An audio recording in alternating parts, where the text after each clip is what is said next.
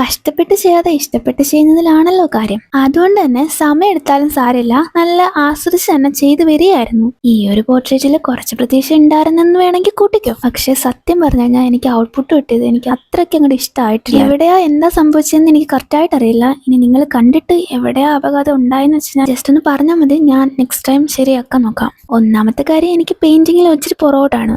അപ്പൊ പിന്നെ ഈ പണിക്ക് നിൽക്കണോ എന്ന് നിങ്ങൾ ചോദിക്കരുത്. കാരണം എനിക്കൊരാഗ്രഹമൊക്കെ കാണില്ലേ.